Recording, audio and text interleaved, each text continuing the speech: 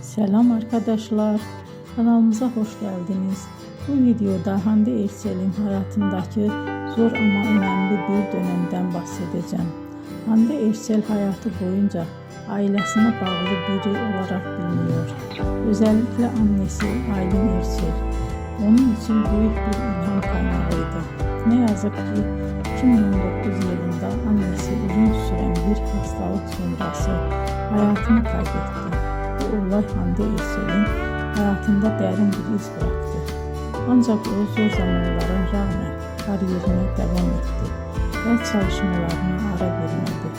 Aynı yıllarda oyuncu olarak yeni projelerde yer aldı ve izleyicilere güçlü karakterler sunmaya devam etti. Belki de bu nedenle birçok hayranı onu sadece başarılı bir oyuncu olarak değil, aynı zamanda güçlü bir insan olarak da görüyor. Beni izlediğiniz için teşekkür ederim. Bir sonraki videoda tekrar görüşmek üzere. Hoşça kalın.